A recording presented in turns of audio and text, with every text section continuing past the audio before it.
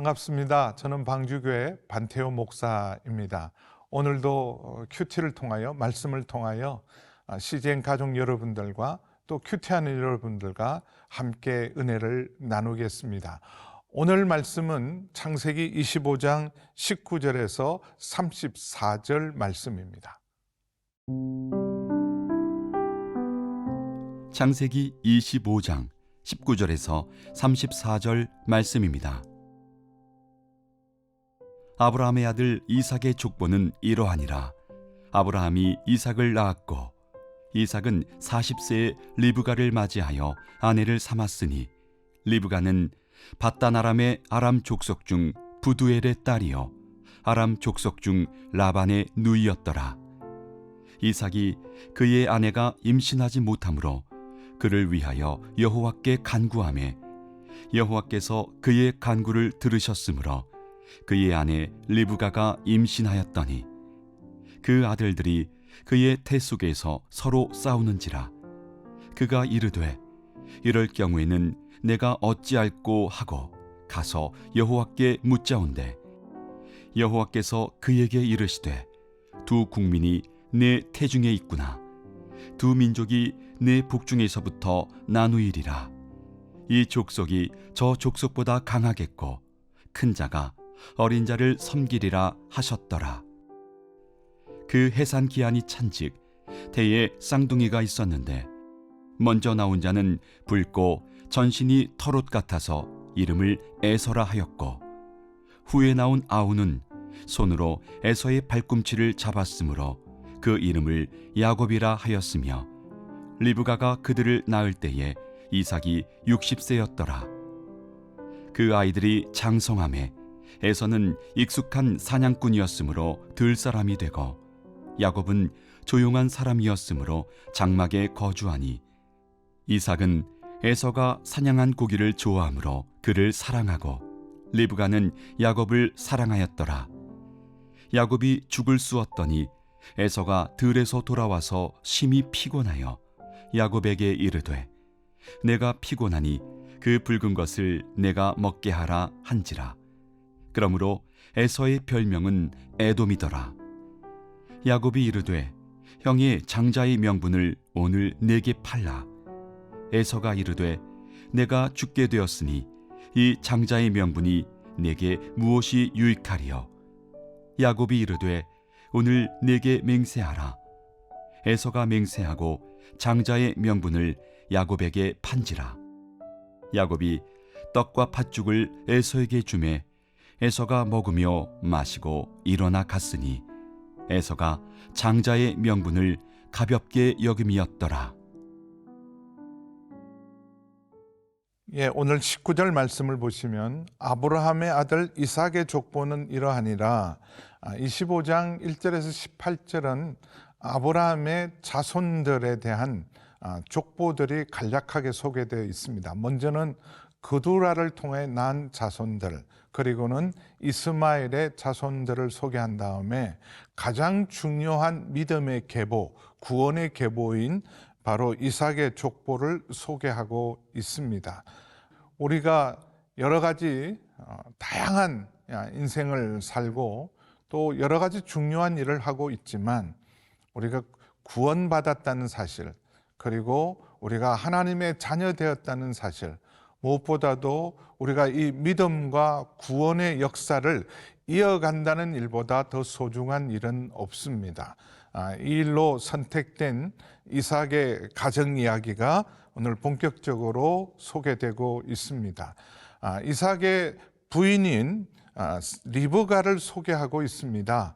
이삭은 40세에 어머니가 돌아가시고 3년 후에 40세에 아버지의 모든 준비로 그리고 아버지의 고향, 아버지의 가정에서, 믿음의 가정에서, 하나님의 가정에서 부인을 맞이하게 됩니다. 바로 리브가죠. 리브가에 대해서 20절에 자세히 소개하고 있습니다.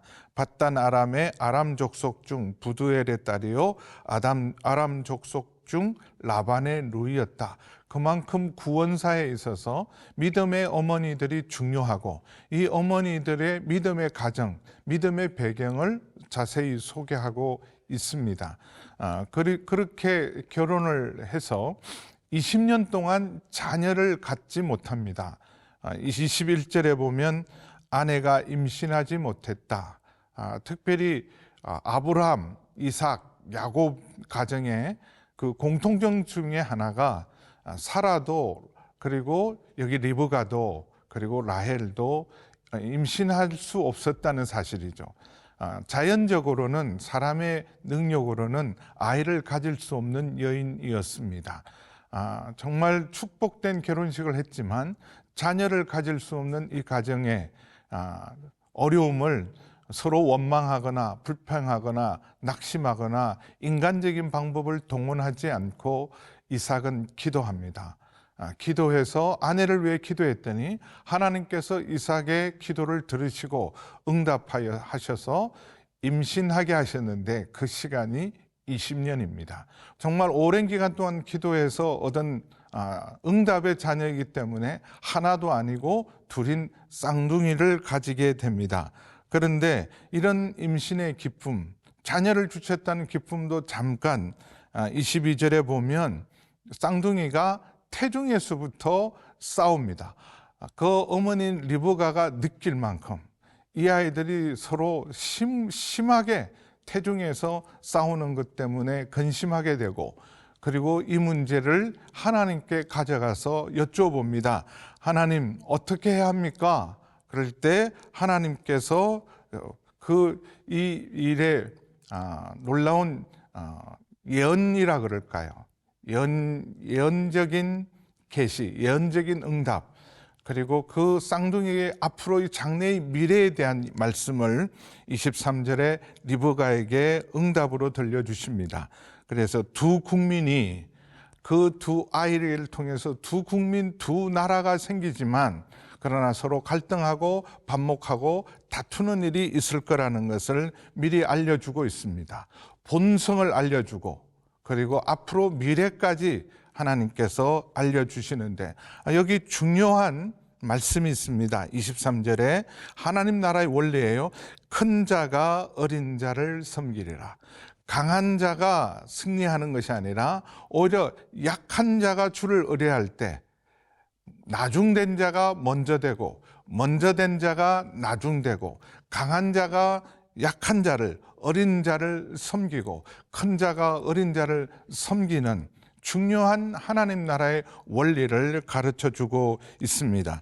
그렇게 해서 태어난 두 아이, 쌍둥이가 드디어 태어났는데 달랐어요. 쌍둥이인데도 아주 달랐습니다. 외모부터가 달랐어요. 비슷하지 않고 아주 달라서 그 외모의 특성에 따라 그리고 그 아이가 가지고 있는 독특한 성격의 특성을 따라서 이름이 붙여지는데 먼저 나온 아이는 몸이 붉고 털이 많아서 에스다, 털이 많은 사람이란 에스란 이름을 가지게 되었고 뒤따라 나오는 둘째는 먼저 나가는 에스의 발꿈치를 붙들고 나왔다. 그래서 붙드는 자 그리고 빼앗는 자, 움켜잡는 자인 뜻인 야곱이라는 이름을 붙여주어서 앞으로 이 두 아이의 성격, 이 두 아이의 앞으로의 삶에 대한 이름 속에 놀라운 미래가 그들의 특징이 담겨져 있습니다.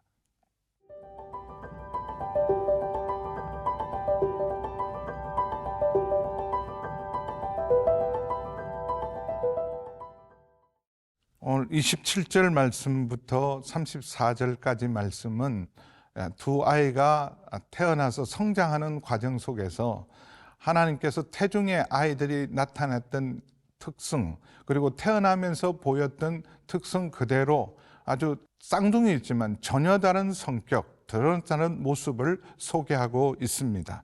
에서는 익숙한 사냥꾼이었으므로 들 사람이 되고 야곱은 조용한 사람이었으므로 장막에 거주했다. 쌍둥이인데 완전히 달라요.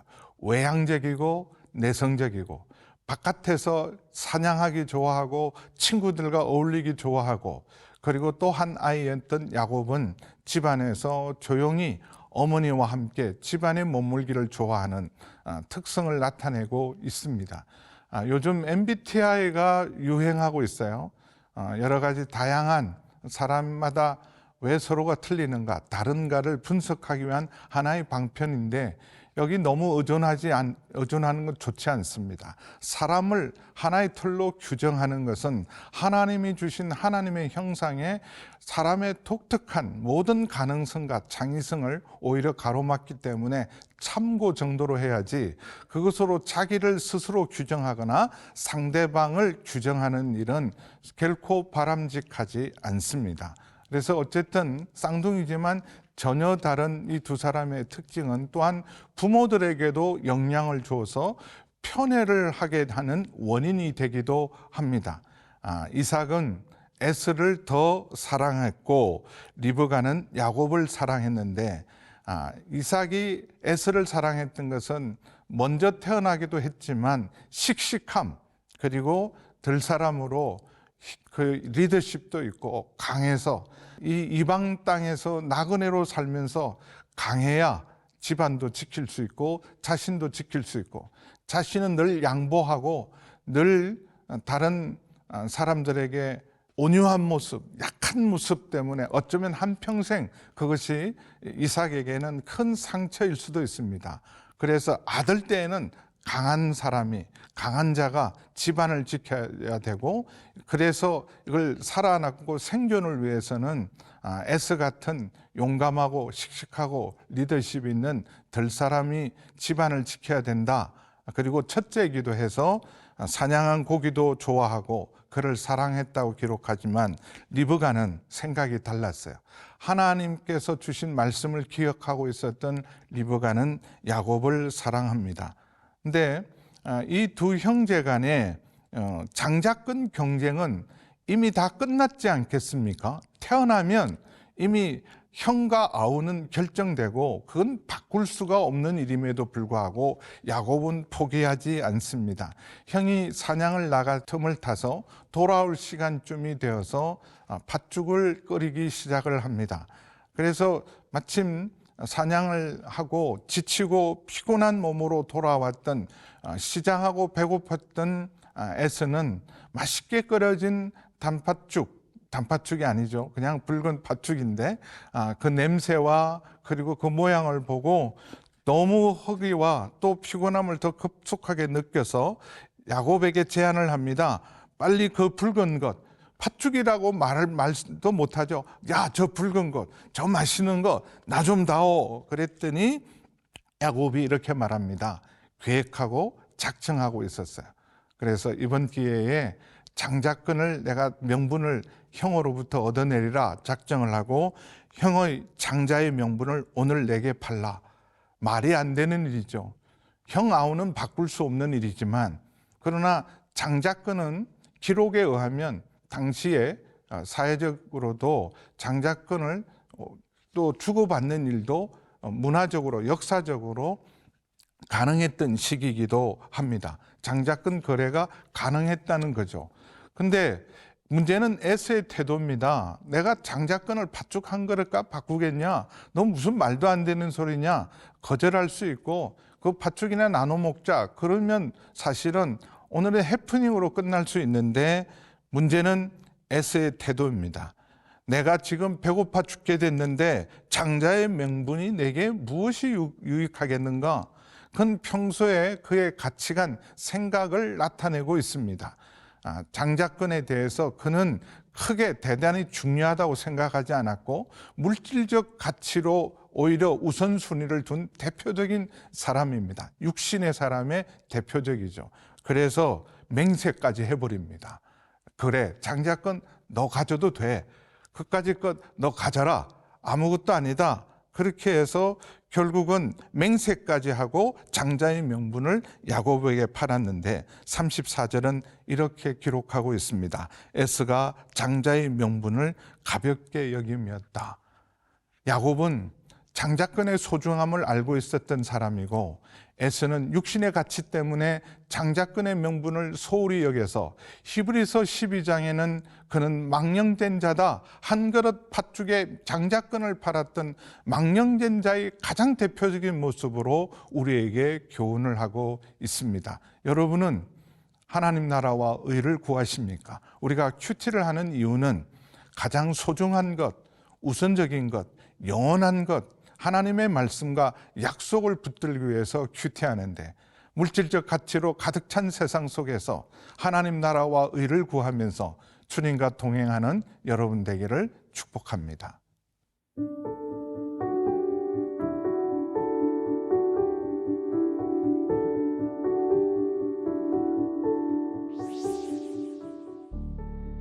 하나님 아버지, 오늘 에스와 야곱의 탄생부터 그들의 독특한 성격과 그리고 그들의 가치관을 봅니다. 야곱은 장자권의 소중함을 알고 그 장자권을 끝까지 포기하지 않고 추구하고, 에스는 장자권의 명분을 소홀히 여기고 팥죽 한 그릇으로 팔아서 그들의 영원한 운명이 바뀌었습니다. 주님, 우리도 먼저 그 나라와 그 일을 구하며 큐티를 통하여 날마다 가장 소중한 것, 우리의 삶의 우선순위를 바로 세우고 주님과 믿음으로 동행하는 저희 모두가 되게 하여 주시옵소서. 예수님의 이름으로 기도하옵나이다. 아멘.